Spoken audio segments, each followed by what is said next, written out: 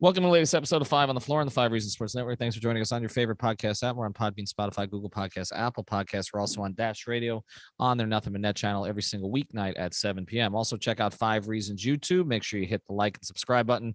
Must have put up like 20 videos today. So if you want to know about them, make sure you're subscribed. Again, it's 5 Reasons Sports over at YouTube. 5reasonsports.com. Make sure you spell that one out.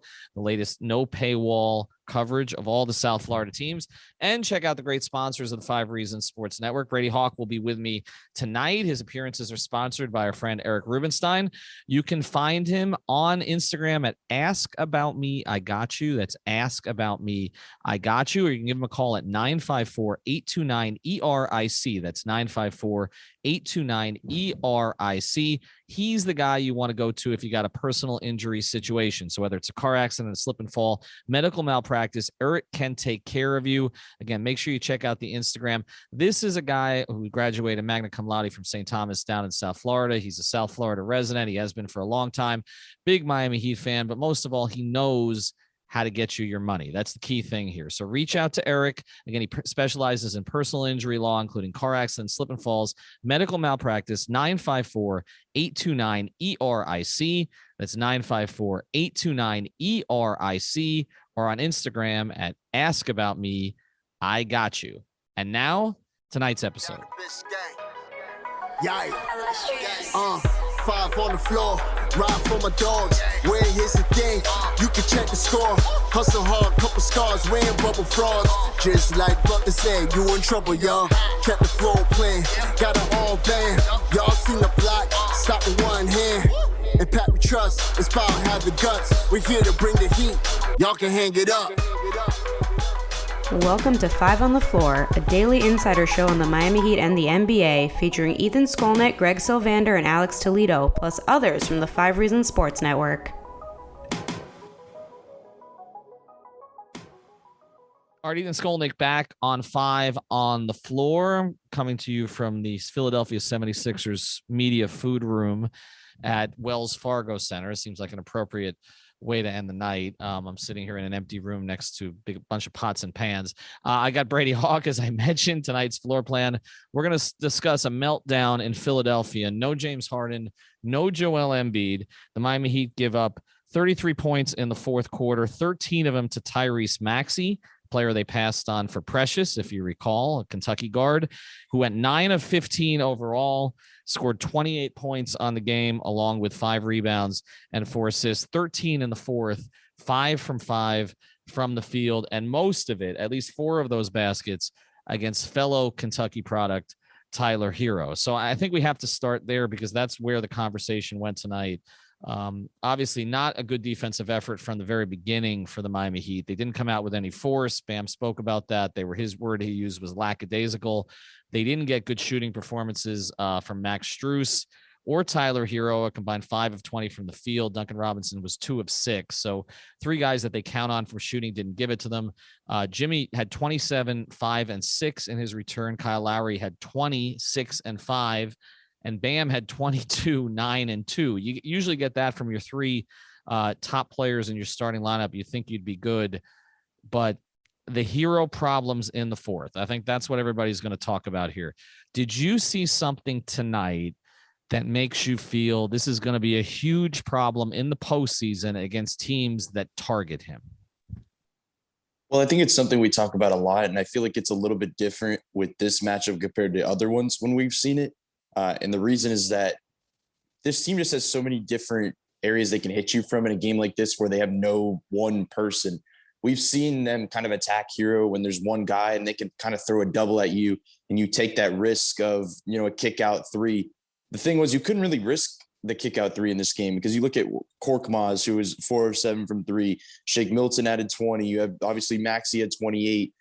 Harris was able to kind of get the Herro matchup and show over the top of him, but just there was so many other guys that they weren't able to kind of go at it. Part of this is Tyler just, it is what it is. He's going to get attacked. But the other part of it is, why is Tyler on that specific player every single time? And it feels like we've had this discussion a lot as well, that it just part of it is like, you have to, if you're not going to double because of that element of having so many other guys, you've got to fight through a screen, once in a while. Like you have to be able to kind of put that as much as a key element of your defense, as much as it is the key element of the opposing offense, that I just feel like it happens too easy. Like if they're going to have it happen, you got to make them earn that switch. You can't just give it to them every time they call for it. So that's kind of the way I landed. It just felt like Bam hit on it a couple of times that, or Bam and Kyle were kind of hitting on that they hit tough shots. And I think they did. I'd have to look over the shots a little bit more just to see what was happening there. But then it kind of gets to the point where, first of all, they didn't really have another option to go to. And second of all, you posed that question on Twitter where you said, like, if they had Gabe and Depot, would Spo even have put them in for Tyler? And my answer would be no. Like, I really don't believe so. Like, he's going to ride Tyler out in that way. I can't really fault him for it. I think tonight, if there was any night maybe to go away from it, if you had those guys, maybe you should, because Tyler didn't really have it going offensively. But it's just hard to say in hindsight in this way, because we know the stuff that happens offensively when you have that other non-type of offensive threat in there, that it makes it tough. But overall, it's just one of those things that I think you're not going to get away from. I think it's going to happen at times, but maybe you have that Depot release valve. And it also does not look as bad when Tyler's at least having a good offensive night. Like, we're not sitting here talking about this at this point in this game if Tyler's at least, shooting 45% from the field. So I feel like there's a couple ways you can look at it. Yeah, no doubt. And I brought up the Vincent Oladipo thing because they might have been other options. You obviously couldn't have gone to Strus or Robinson tonight because they weren't doing any better defensively, and they were combined 2 of 11 from the field. So there really was nobody else to play. I felt on offense, Tyler was getting to his spots. He just wasn't making shots. I mean, there were a few times. There was one that Lowry pulled him aside. There was another that Udonis was trying to pick him up a little bit. He just didn't seem comfortable tonight.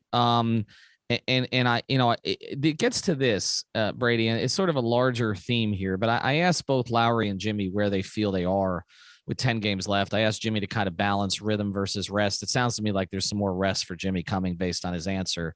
And Kyle, that was pretty clear. I think he said I have some rest and relaxation coming. And with Kyle, there's been this thing about guys in, guys out, but he feels that they can get it together. They're not where they want to be yet, but they'll get there. But the reality is we really haven't seen the full group, and I'm not including Oladipo and Vincent in that, but the full group together where it was all clicking. Like it has felt all year like, when Jimmy and Bam were out, Kyle kind of picked up the slack with Tyler. And then you had Kyle go out for a period of time, and Tyler started to take over a little bit. And Jimmy went out, and you see other guys step up. Okay, Bam, obviously there was a collective effort on that. But we haven't seen, that is their big four, essentially. And we just haven't seen them together very much, especially down the stretch. And we haven't seen them all succeed together. It's almost like this team has been better when pieces have been out. Is that a concern? Because all they've talked about is we want to get healthy and full. But I don't know what that's going to look like when that actually happens. And tonight it didn't look good. Yeah, it's a good question, because it does feel like, to your point, it's been a lot of taking turns. Like, even when they all four are in there, it's just like a lot of one guy here, one guy there.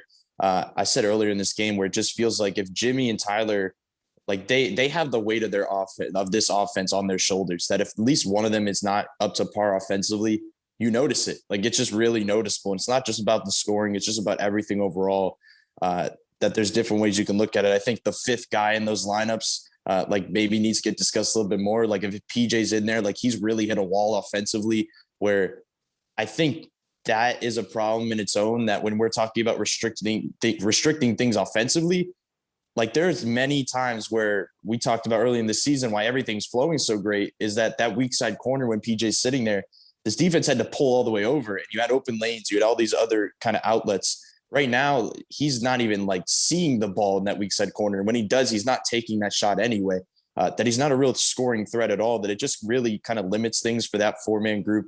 But ultimately it is on them. I think the reason, speaking of kind of Tyler and Jimmy in their own, that they thrive against 2 total different defensive coverages. Like, if we saw in this one, Joel Embiid not being in and Millsap being in meant that they were going to have to switch a lot more, and they were going to show a lot more. Jimmy was able to draw the Maxey matchup, and he was able to get to the basket. He was able to get his numbers up.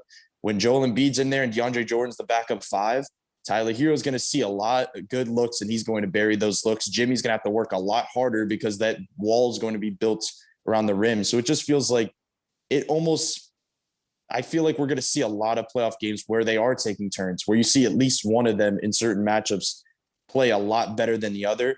But ultimately, I think non-Lowry, non-Martin 3-point shooting tonight was 2 of 20.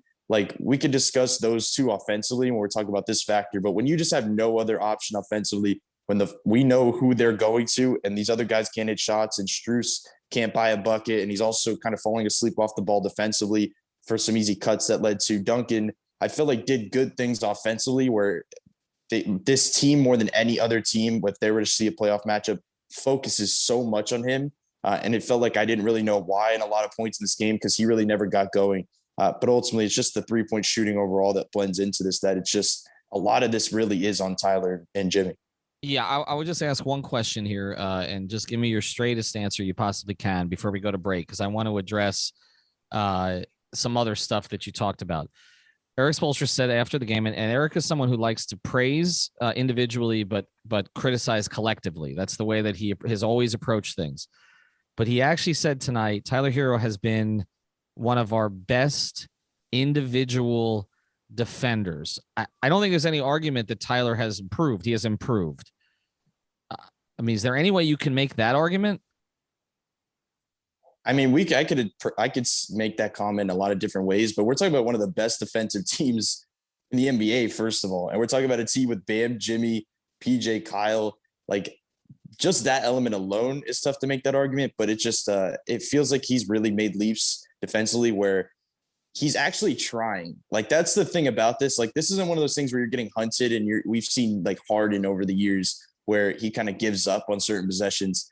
Like, Tyler's not giving up. He's really trying. It's just that he has limitations defensively. So I just don't think I'd go that far there, but he is better than what he once was. That's fair. And again, I think it got the response on Twitter that I anticipated it would get, but but because I don't even think Tyler would say that, because I mean, it's a team with, I mean, you know, Bam Adebayo, Jimmy Butler, Kyle Lowry, Caleb Martin. That's just a start. And Gabe Vincent and Victor Oladipo waiting in the wings. So I don't know that you can call him one of our best individual defenders. I don't know if the metrics support that. But again, I think we thought we were past the point where he would get hunted to the degree that he got hunted tonight. And like you said, it's not fair to just single him out because it seemed like all the cutting gave a lot of them problems. You mentioned Strus, the backdoor cut was right in front of us a couple times that happened, and Duncan too. So it wasn't just Tyler, but Tyler was the -15 tonight. You know, and that was a team worst actually. So, I mean, that was a case where the number looked like the numbers and the eye test matched up. All right, we're going to get to some more sort of individual decisions that were made by Erik Spoelstra tonight and what that means. Before we do, want to tell you about some great sponsors of the 5 Reasons Sports Network. Make sure you're using our product code. It's 5RSN, the number 5RSN, and you get 25% off all your premium CBD at therapistpreferred.com. That's at therapistpreferred.com. Use the code 5RSN, 25% off the tincture, the gummies, the sports cream. It'll help you recover. It will help you sleep, particularly after a night like tonight. And getsalus.com. The product's name is Salus. You get the little packets. Okay, they'll send it to you. It's not expensive, and you can replace your electrolytes in a healthy way. If you sweat, you do any kind of endurance type activity like running, swimming, tennis, any of that, getsalus.com. Use the promo code 5RSN and you will get 10% off. All right, let's do these quickly. Let's do these rapid fire here. Some decisions that were made tonight. Markieff Morris played 12 minutes. He basically got the Dwayne Dedmon minutes tonight as the backup 5. How do you think it looked? Well, I think I was expecting it, especially because they only had one big on Philly themselves. But I just want to say that where I kind of stand on it is like, he's going to be one of their backup 5s. Like, he's not the backup 5 because obviously we know what Dwayne Dedmon gave them and he's still going to be there. But this is not just a series to series thing. Like, this feels like a game to game thing where they can throw Markieff out there. They could throw Dedmon out there in different games, because neither of them feel like consistent, great, comfortable options. Like, I know both of them would give you good things, But I think the perfect way to utilize them is to kind of mix them up and match them up in different ways, where I feel like he still gives you a decent dynamic offensively. I think he was a little bit slow defensively, Markieff, in this game. But matchup wise, I don't think you're too worried about it. The rebounding, what did he end up with? 1 board in this game. I know a lot of people are going to look to that stat because of the small ball lineups, but ultimately it just feels like we talk about situational players. And if one guy's not playing well, throw Max in. If another guy's not playing well, throw Gabe in. Like, that's going to be the Dedmon Markieff factor, in my opinion, because I feel like both of them, not only matchup dependent, but I feel like they can bounce off each other in different ways. The decision made late. You mentioned Tucker not getting those looks anymore, but the decision made late to go with Caleb over Tucker. Just again, Caleb tonight played 22 minutes, 4 of 6, 2 of 2 from 3, 3 rebounds, had a couple of steals. He wasn't minus 12 because he was in for that late stretch. How do you think that looked? Yeah, I said early in the game, like, he would look like one of the only ones who had it going, or at least was trying in any capacity, because defensively we were focusing on Tyler's last few minutes, but like, this whole team was bad defensively pretty much this entire game. Like, they were not usually a tell of intensity or energy is like closeouts, and they did not have that whatsoever. Caleb did. I felt like he had that same type of energy.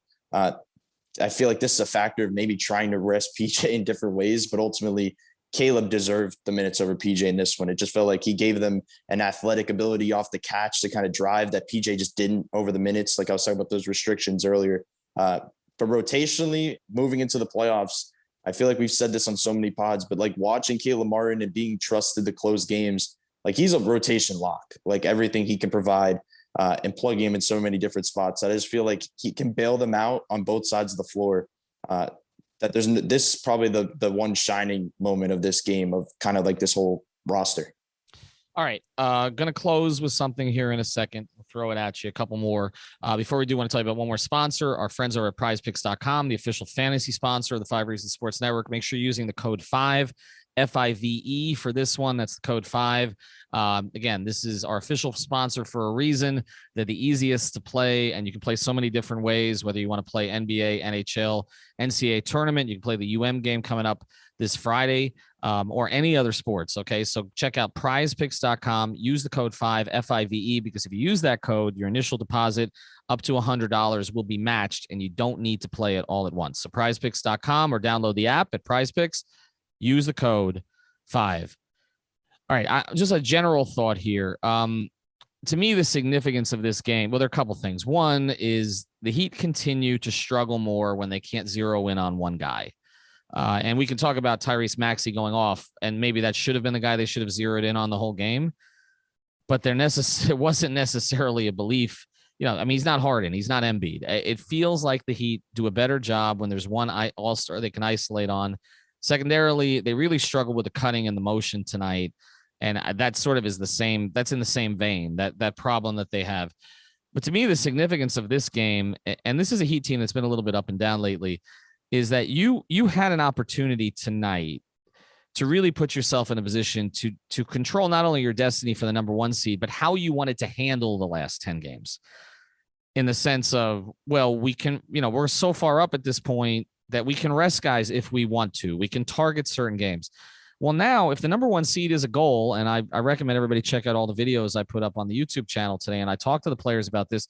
If this really was a goal, if this is something that you wanted, you essentially could have secured that thing tonight. I mean, you would have made it almost impossible for a lot of these teams to chase you down, particularly Philadelphia. I mean, Boston would have to just continue to go nuclear the rest of the year while you went 500. Even Milwaukee, okay? I mean, you had this thing pretty much locked, and now you're putting yourself in a position where you may have to play a guy that you don't want to play in the last 10 games until you get this thing. And I just think, to me, that, Brady, more than anything else, is the shame of the evening. I think the other takeaway here is what I said earlier. This team has been really good, again, because they've been able to plug and play different guys and kind of handle different types of situations. But the core group that we've wanted to see together all year has not overwhelmed anybody when they've played together.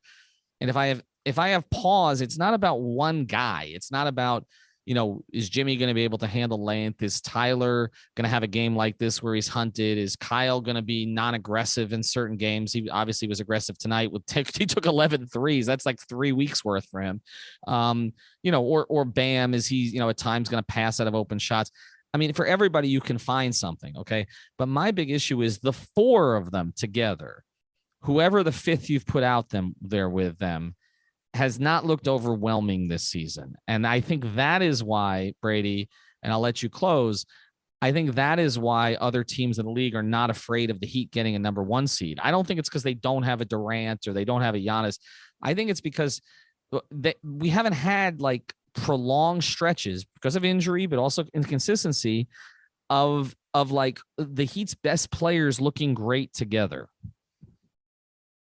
Yeah, I feel like it's a good point. I feel like it ties into the Giannis, Kevin Durant factor because they're just not trusted in certain spots where they have that main guy they know you're going to.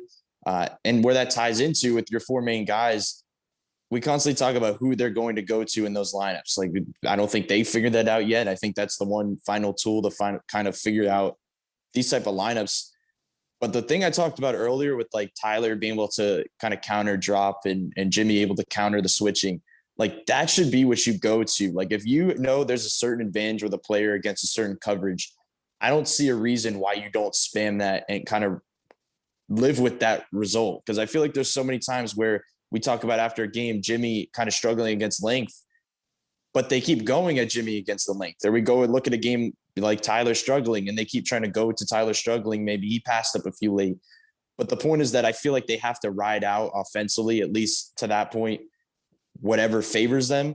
And to your point about the standings thing, the other reason I felt like it was significant was because if you won this game, you also pushed Philly into the area of possibly that 4 seed. And even though you lost this game, I think you feel more comfortable in a second round against Philly than you do Boston, because we know how hot Boston is. I think they can provide just certain advantages against a team like Miami. That if you push them down and Boston was to get into that 2-3 and everybody's waiting to see if the Nets can get into that 7, like that is the ultimate playoff bracket that Miami could possibly fall into. That if there was any lack of focus that they're talking about in this game, like that should not have been the case. Just because I feel like that should have been a focus. Like just as much as you're focusing on trying to get a 1 seed, you're also trying to position yourself, even though you know you can beat anybody and you're confident in any team you see. There are certain advantages, obviously, to certain matchups. But either way, I do think that we're going to, as much as they talk about rest and rest possibly coming up, I do want to get a bit like an idea of this 4 core, specifically in late in games. Like, I don't want to just see it in random second quarters. Like, I feel like I'm not going to do that random thing where you say it's a good thing that they lost this game, but I want to see them in late game spots like this just to see how they react and before they have to do trial and error in a postseason series. Yeah, I'll just say tonight in that regard was not encouraging. And they got to work through it. And I don't know how many times we're going to get to see it over the last 10 games. So you would have felt a little bit better if it looked a little bit better tonight. But anyway, not the end of the world. They're still in first place in the Eastern Conference. I promise that I will try to go to fewer road games to maybe avoid this scenario in the future. Thanks to Brady. Thanks to our sponsors, Erik Rubenstein. You can reach out to him at 954-829-ERIC. And of course, getsalis.com. Use code 5RSN, therapistpreferred.com, 5RSN, and prizepicks.com. Use the code 5. Have a good night, everybody. Thank you for listening to the 5 on the Floor on the 5 Regional Sports Network.